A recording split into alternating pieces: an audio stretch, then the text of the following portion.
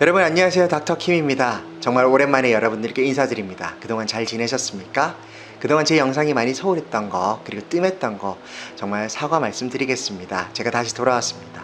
제가 다시 돌아오면서 지난 영상들을 쭉 훑어봤습니다. 어떤 내용으로 여러분들께 다시 인사드려야지 여러분들이 제 영상을 볼 때 가치가 있다고 느끼시고 시간이 아깝지 않다고 느끼실지 생각해 보니까요. 제가 못한 이야기가 일단 있더라고요. 지난 영상들을 보니까 비타민 A라든지 비타민 D라든지 여러 가지 비타민 보조 영양제에 대해서 끝을 맺지 않고 영상을 좀 중단했더라고요. 그래서 다시 그걸 시작하고 그런 얘기를 마저 다 한 다음에 여러 가지 질병에 대한 이야기도 앞으로 서서히 나누도록 하겠습니다. 오늘은 그 첫 번째 비타민 A에 대해서 여러분들과 함께 나누는 시간이 되겠습니다. 여러분, 비타민 A라고 하니까 비타민 A, B, C, D, E 나 여기까지는 아는데 기본 상식 하나 먼저 짚고 넘어갈까 합니다. 왜 A, B, C, D, E라고 부를까요? 여러분 혹시 알고 계십니까? 여기 비타민 어떤 건 A라고 하고 어떤 건 B라고 하고 C라고 하고 무슨 원리가 있나? 이렇게 궁금하셨던 분, 제가 그분들을 위해 준비했습니다. 자, 왜 그럴까? 정답은요, 아무 이유가 없습니다. 이유 하나를 들자면 그냥 먼저 발견됐기 때문에 비타민 A, B, C, D 순서로 이름 붙였다는 거, 그거밖에 없습니다. 그러니까 비타민 A는 가장 먼저 발견된 비타민이라는 소리입니다. 그래서 두 번째는 비타민 B가 되겠죠. 그런 순서라는 거 알아두시면 됩니다. 복습 하나 하고 넘어갈게요. 비타민이 무슨 말이라고 했더라? 자, 비타민은요, vital, V-I-T, vital, 필수적인, 그리고 거기다 미네랄, 자, 광물이라고 말하는 미네랄의 합성어입니다. 그래서 필수 광물, 필수 요소라는 소리죠. 인체가 인위적으로 합성을 할 수 없어요. 꼭 그런 건 아니지만 그 주제는 좀 차치하고요. 설명은 차치하고 꼭 그런 건 아니지만 대부분 인체에서 합성할 수 없기 때문에 외부에서 음식을 통해서나 영양제 보충을 통해서 반드시 섭취해야 되는 것, 그게 바로 비타민입니다. 여기까지 알고 계시면 되고, 그 중에 A, 첫 번째로 발견된 비타민이라고 해서 비타민 A라고 부릅니다. 여러분들 비타민 A 하면 첫 번째, 두 번째, 세 번째, 크게 세 가지만 아시면 됩니다. 자, 여러분의 상식에서 비타민 A가 어디가 좋을까요? 눈. 자, 부족하면 야맹증 생깁니다. 밤에 운전하실 때 시야가 어두워지십니다. 그리고 밤에 잘 안 보여요. 그게 부족하면 생기는 야맹증입니다. 비타민 A는 눈과 관련되어 있습니다. 두 번째, 비타민 A는 피부와 관련이 있습니다. 여러분들이 커스코나 월그린이나 월마트나 약국에 가셔서 코스메틱 프로덕트 그 코너에 가시면 뭘 볼 수 있죠? 레티놀 크림 볼 수 있죠? 비타민 A 다 크림입니다. 비타민 A로 만든 피부 주름 개선제, 그런 것들이 전부 다 비타민 A 크림입니다. 자, 비타민 A죠. 그러니까 두 번째, 눈과 이어서 두 번째는 비타민 A가 피부 건강과 관련이 있습니다. 주름 개선에도 효과가 있고요. 그리고 세 번째는 잘 모르시는 분들이 있는데 비타민 A가 관련하는 마지막 세 번째는 바로 면역입니다. 사실은 20년 전만 해도요, 비타민 A의 주요 효능은요, 피부 눈보다는 암 예방 효과 또 면역 효과가 있다고 익히 선전되고 그랬습니다. 그래서 국립암센터에서요, 미국 국립암센터에서 연구를 하나 진행합니다. 흡연자와 비흡연자를 대상으로요, 비타민 A를 고용량으로 몇 년간 먹였을 때 어떻게 될 것인가? 여러분들이 생각하는 상식에서 어떠신가요? 흡연자라면 흡연을 계속하게 놔두면 분명히 폐암이 나오겠죠. 꼭 생긴다는 건 아니지만 폐암이 생길 확률이 비흡연자에 비해서는 분명히 높을 것입니다. 근데 이때 변환 요소로 인해서 비타민 A를 한번 양쪽에 주입시켜 본 겁니다. 매일마다 고용량을 한번 먹이게 해봤더니 어떤 변화가 일어났느냐, 상식성에서 저희가 생각할 때는 어떤가요? 비타민 A를 흡연자에게 먹이면 좀 암 예방이 좀 되지 않을까, 면역의 효과가 있다고 하니까 좀 개선이 되지 않을까, 그런 생각이 들지 않으시나요? 근데 연구 결과가 어땠냐면요, 정반대였습니다. 그래서 1999년에 무려 2년 만에 중단이 된 거거든요. 연구 결과는 정반대로 흡연자들이 비타민 A를 복용했을 때 암이요, 더 많이 발생했어요. 무려 20%나. 굉장히 의료 통계상으로 유의미한 수치거든요. 그래서 부랴부랴 연구가 중단됩니다. 펀딩도 중단되고요. 여기서 알 수 있는 사실 하나가 이제 20년에 걸쳐서 이렇게 카더라 해서 여러분들 주위에 퍼진 겁니다. 비타민 A를 많이 먹으면 독성이 있다더라. 비타민 A 많이 먹으면 피부 상한다더라. 정말 안 좋다더라. 바로 이런 카더라 통신이 발단은 바로 여기 있는 것 같아요. 자, 오늘 이런 잘못된 상식들까지 바로잡는 시간 한번 가질까 합니다. 자, 여러분들께 얘기 드릴게요. 첫 번째, 이 비타민 A를 분명히 흡연자들은요, 정상인에 비해서 주의를 기울이셔야 됩니다. 이 연구 결과가 말해주듯이 물론 비타민 A가 분명히 면역에 관련합니다. 면역 부스트하는 작용이 꼭 있습니다. 근데 과하게 드실 경우에는 오히려 독성이 있기 때문에 흡연하는 분이시라면, 여러분들이 이 방송을 보실 때 내가 흡연하는 흡연자다 그러면 하루 권장량 미만으로 드십시오. 최대 하루 권장량만 드십시오. 그러니까 비타민, 멀티바이타민 하나를 먹으시면요, 그 안에 권장량 이하로 들어있습니다. 걱정 안 하셔도 돼요. 그러니까 드실 거면 딱 하나만 드시면 됩니다. 보통 사람도 그렇게 하겠지만 흡연자라면 분명히 알고 드시면 됩니다. 하루 권장량이요, 3000 IU라고 하는 거거든요. 이때 IU는 International Unit 해서 비타민 같은 것을 재는 단위입니다. 얘기하는 단위니까 크게 신경 안 쓰셔도 되고요. 그러니까 3000 IU 이하로만 드시면 됩니다. 그리고 두 번째는 바로 이거겠네요. 만약에 여러분들이 이 방송을 보시는 여러분들이 만약에 채식주의자다, vegetarian이다, 그럼 제 말에 한 번 더 귀를 기울이셔야 됩니다. 오히려 반대로 채식주의자들은요, 흡연자하고는 정반대로 1일 권장량의 그 이상을 드셔야 됩니다. 제 포인트 아시겠나요? 흡연자는 더 적게, 채식주의자들은 오히려 더 많이 드셔야 됩니다. 왜 그럴까요? 흔히 여러분들이 비타민 A가 어디 많이 들어있다고 알고 계십니까? 당근, 이렇게 빨간색 채소에 많이 들어있다고 알고 계시죠? 녹황색 채소에. 맞습니다. 비타민 A에 많이 들어있는 채소는요, 당근 같은 이런 채소입니다. 베타카로틴 들어보셨죠? 이게 식물성 비타민 A라는 건데요, 이게 당근 같은 거에 많이 들어있어요. 그렇게 밝은 색깔답게 눈에 건강에 좋고요, 분명히 피부에 좋다는 건 맞습니다. 그런데요, 여러분 그거 아셨나요? 베타카로틴 같은 식물성 비타민 A는요, 체내 수율이 인체 흡수될 때요, 동물성 비타민 A에 비해서 절반밖에 되지 않아요. 게다가 원래 비타민 A라는 것 자체는요, 동물성 식품에 훨씬 많이 들어있습니다. 식물성 이런 식물에는요, 훨씬 적게 들어있어요. 수율도 인체 흡수할 때 절반밖에 되지 않을 뿐더러 함량 자체도 더 적습니다. 이게 여러분들이 모르셨던 거예요. 그러니까 만약에 내가 그냥 고기도 먹는 일반인이라면 상관없어요. 괜찮습니다. 하루 권장량만 드시면 안전합니다. 그런데 내가 베지테리언이다, 나는 고기를 먹지 않는다, 그렇다면 분명히 비타민 A가 부족해질 우려가 있습니다. 그러니까요, 좀 더 신경을 쓰셔서 하루 권장량의 2배 정도는 드셔도 안전합니다. 3000 IU를 기준으로 하루 권장량을 말했는데, 베지테리언, 채식주의자 같은 경우에는 6000 IU까지 그러면 드시는 걸 권장드립니다. 자, 그럼 마지막 여기까지 이야기했으니까 제가 하나 짚고 넘어갈게요. 내가 지금까지 IU 했는데 지금 비타민 라벨을 뒤에 봤더니 밀리그램 또는 마이크로그램 MCG라고 돼 있더라. 이거 어떻게 변환하는 거야? 이 변환법을 모르면 제 강의가 무의미하겠죠. 자, 여러분들 이거는 알려주지 않는 일반인들이 잘 모르는 겁니다. 왜 이 만드는 사람들이 왜 이런 걸 홍보 안 하는지 모르겠어요. 저도 그게 궁금합니다. 그래서 여러분들과 지금 함께 공부해 볼까 합니다. 여러분들 하나만 아시면 됩니다. 1 마이크로그램은요 3.3 IU입니다. 제가 공식 여기 적어 드릴게요. 1 마이크로그램, 즉 MCG, 이걸 마이크로그램이라고 읽거든요.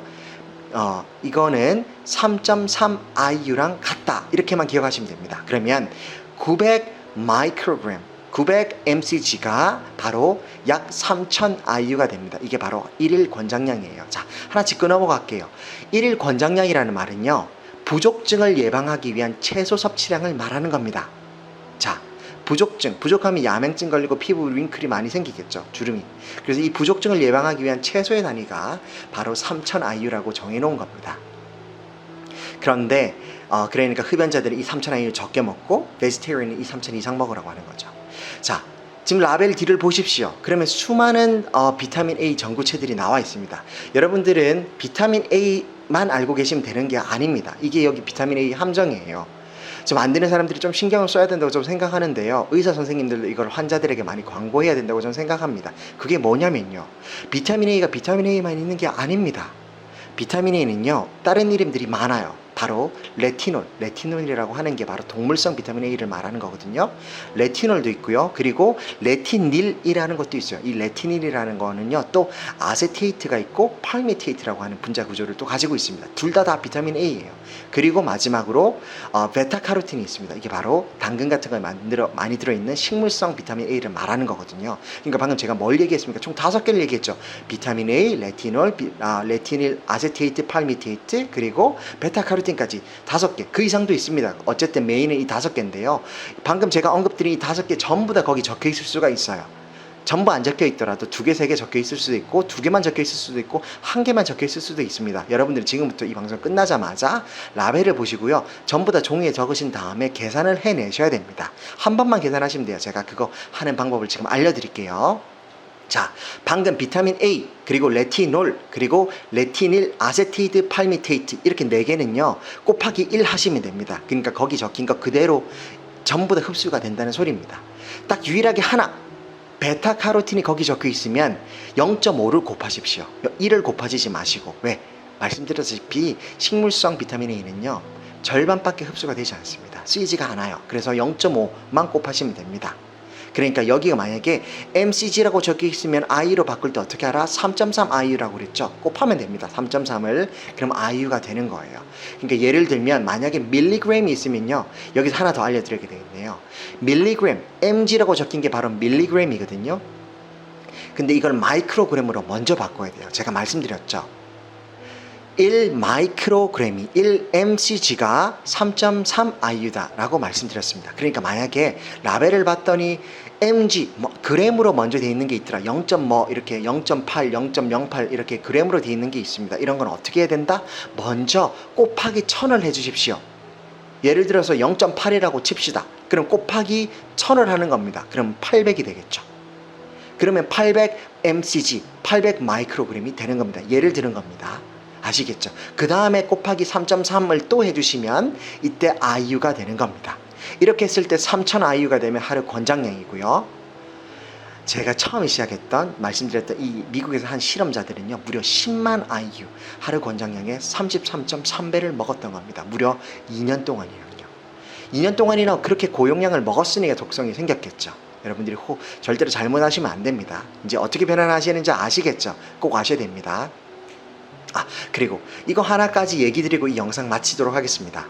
제가 맞춰서 갑자기 생각나서요.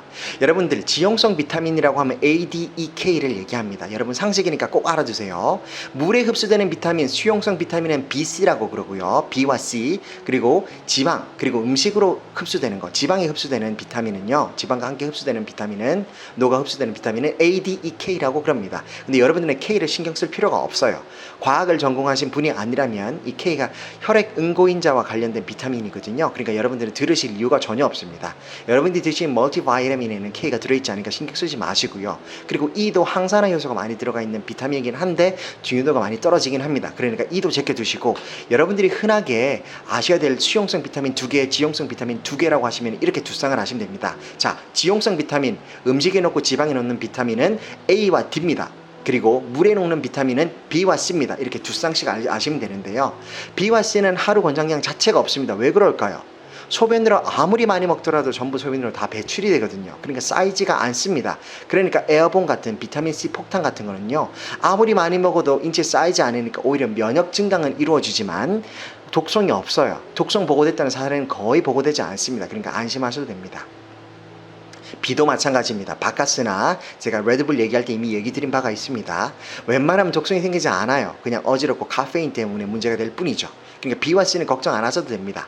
에너지와 면역을 책임지는 B와 C는 소변으로 다 배출이 되니까요. 근데 A와 D는요, 소변으로 배출이 되는 것이 아니라 몸에 쌓일 수가 있습니다. 그러니까 독성이 나타날 확률이 높겠죠.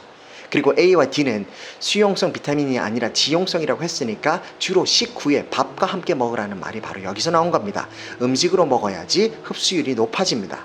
물론 음식 전에 먹어도 상관은 없습니다. 흡수율은 떨어지겠지만 여전히 흡수는 됩니다. 걱정 안 하셔도 됩니다. 근데 더 좋은 거는 음식을 먹은 직후에 먹는 게 제일 좋습니다. 30분 안에. 그게 바로 비타민 A와 D인데요.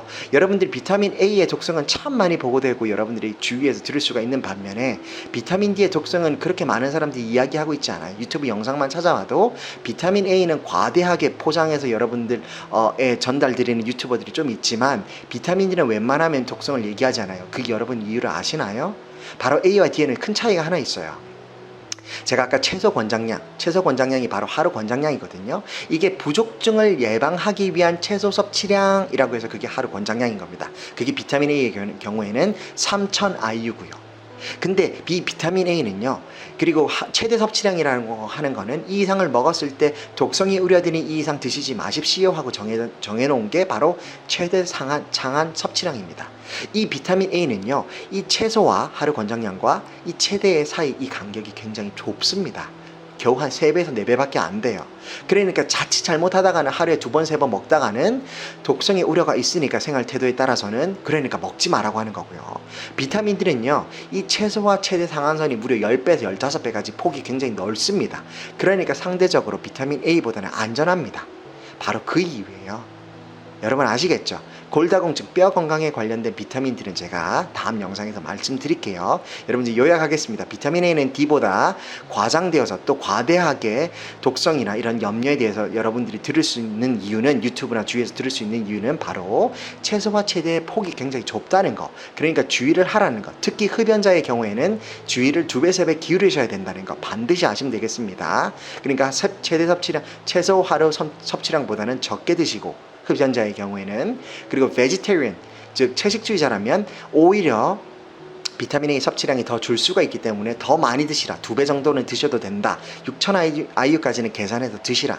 여기까지 제가 말씀드렸습니다. 그리고 1 마이크로그램이 3.3 IU라는 공식을 제가 알려드림으로써 여러분들께 제가 어떻게 변환하는지 알려드렸고, 그리고 비타민 A의 종류는 여러분들이 아셔야 될 거는 한 5가지 이름이 있다. 비타민 A, 레티놀, 레티닐 아세테이트, 레티닐 팔미테이트, 그리고 베타카로틴까지 여러분들이 라벨에서 볼 수 있는 possibility에 대해서 제가 알려드렸습니다. 그리고 베타카로틴만 유일하게 곱하기 0.5를 해라. 절반만 흡수되기 때문에. 그리고 아울러서 만약에 라벨에 정말 불친절하게도 만약에 밀리그램으로 나와 있다 하면 정말 억울하지만 한 번 더 계산을 해주셔야 된다는 거. 이 밀리그램을 mcg, 마이크로그램으로 먼저 변환해야 되기 때문에 1000을 먼저 곱하시라. 그 다음에 또 3.3을 곱하면 IU로 환산이 가능하다. 여기까지가 오늘 제가 드린 포인트였습니다. 여러분 이해되시죠? 자, 쉴 새 없이 달려왔습니다. 제가 말이 좀 빨랐지만 영상을 빨리 만들고, 그리고 영상이 길어지면 여러분들이 바쁘신 시간 폐를 끼치게 될까봐 제가 말을 좀 빨리 했습니다. 질문 있으시면 제 이 영상에 남겨주시고요.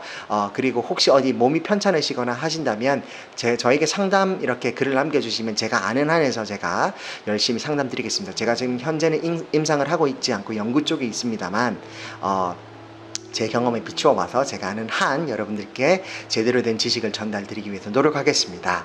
자, 오늘 하루도 무더운 여름이지만 힘내셔서요, 주님 앞에서 당당하고 그리고 멋지게 살 수 있는 하루 되시길 바랍니다. 그리고 항상 기도하겠습니다. 제 이 영상을 봐주시는 여러분들 정말 감사하고요. 여러분들을 위해서 기도하는 저도 되겠습니다. 감사합니다. 그리고 다음 시간에는 비타민 D에 대한 영상으로 찾아뵙겠습니다. 안녕히 계세요.